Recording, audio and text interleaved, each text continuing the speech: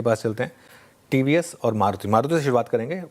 मारुति और टीवीएस के नंबर्स कैसे रहेंगे? Deepali, good afternoon. Maruti Suzuki के नंबर स्ट्रांग रह सकते हैं और फेस्टिव डिमांड तो स्ट्रांग रही ही है। हायर वॉल्यूम्स भी इस क्वार्टर में कंपनी ने रिपोर्ट किए हैं और साथ ही साथ जो प्रोडक्ट मिक्स है वो बेटर हुआ है, जिसके कारण ओवरऑल अर्निंग्स में ग्रोथ दिखाई देगी। रेवेन्यूज 50,180 करोड़ रह सकते हैं वर्सेस 38,492 करोड़।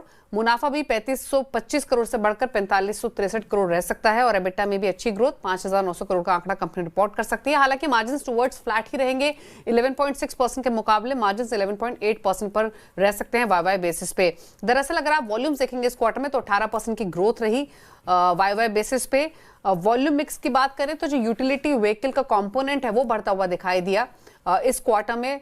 जो कंपोजिशन रहा Q3 में वो 33.5% के आसपास रहा यूटिलिटी व्हीकल्स का वर्सेस 28% अगर सीक्वेंशियल बेसिस पे कंपेयर करें। एक्सपेक्टेशंस ये हैं कि इस क्वार्टर में जो एवरेज सेलिंग प्राइस है वहां भी 10% के आसपास की ग्रोथ एक्सपेक्टेड है।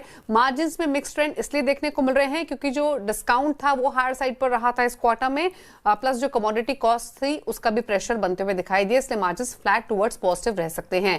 नंबर्स स्ट्रॉन्ग एक्सपेक्टेड है, हालांकि नंबर्स के साथ इंपॉर्टेंट रहेगी मैनेजमेंट की कमेंट्री आगे की डिमांड आउटलुक पर और साथ ही ई विटारा को लेकर क्या प्लान्स है एग्जैक्टली, कब प्राइसिंग सामने आएगी, कब बिकना शुरू होगी, किस तरीके का ट्रैक्शन आ रहा है, ये कुछ इंपॉर्टेंट फैक्टर्स रहेंगे।